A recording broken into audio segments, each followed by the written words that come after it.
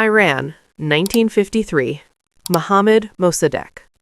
Mossadegh was Iran's democratically elected prime minister.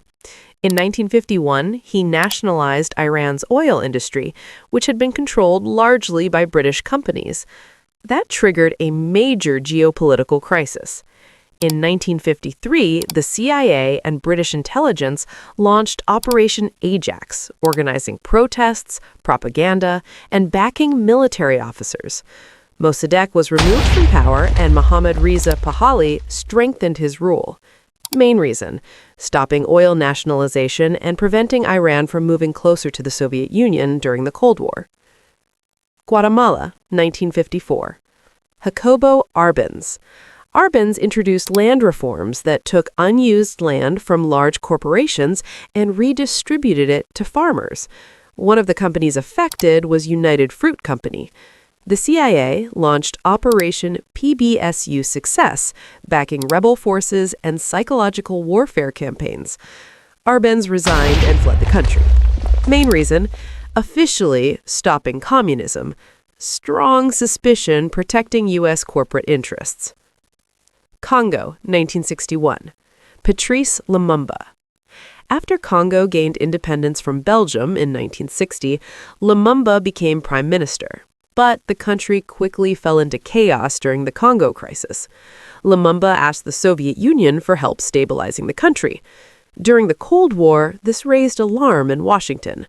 Lumumba was eventually arrested and killed, while military leader Mobutu Sese Seko rose to power. Reason: fear that Congo would become a Soviet-aligned state. Brazil, 1964. João Goulart. He pushed for economic reforms, including land redistribution and limits to foreign corporations. The U.S. government feared Brazil could drift towards socialism. In 1964, Brazil's military launched a coup. The U.S. prepared naval support through Operation Brother Sam, signaling strong backing to the military takeover. Goulart was removed, and Brazil entered a military dictatorship that lasted over 20 years.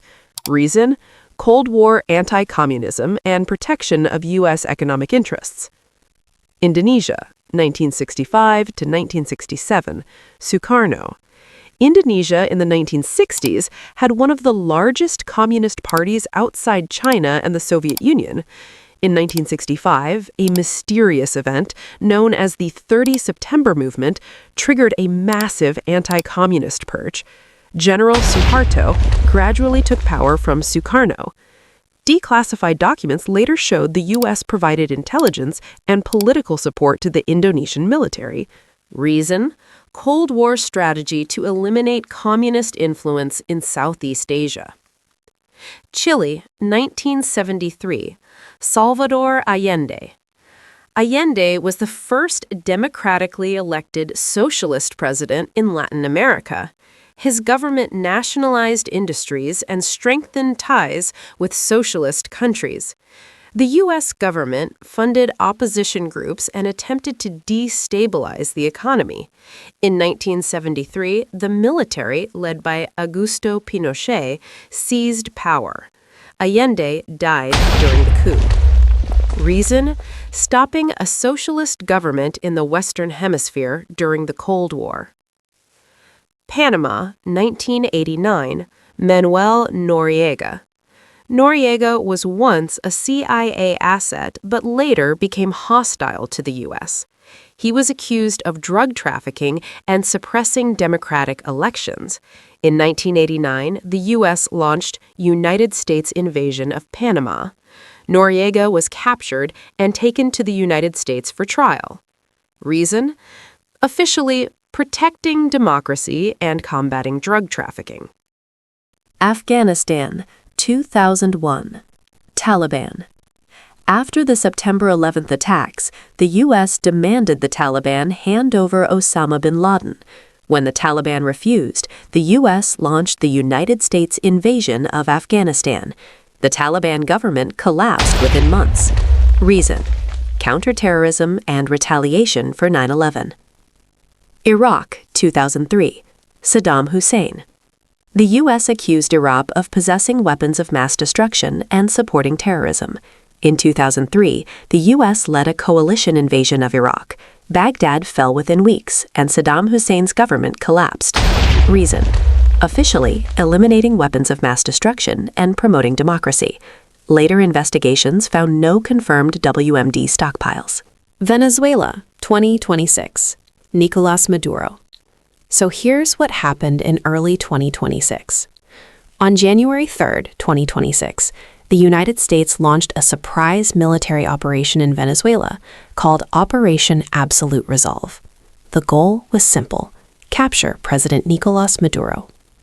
Around 2 a.m., explosions were reported near Caracas as U.S. forces hit several military targets to disable air defenses. Then special forces moved in and raided the compound where Maduro was staying. Maduro and his wife were captured and flown out of the country by U.S. forces. They were later taken to the United States to face criminal charges, including narcoterrorism and drug trafficking that had been filed earlier by the U.S. Justice Department. After Maduro was removed, Venezuela's Vice President Delcy Rodriguez stepped in as acting president and took control of the government. The operation caused casualties among Venezuelan security forces and sparked major international controversy, with some countries calling it a violation of Venezuelan sovereignty. Official reason: the U.S. government said the operation was meant to bring Maduro to justice for drug trafficking and corruption charges and to support a political transition in Venezuela.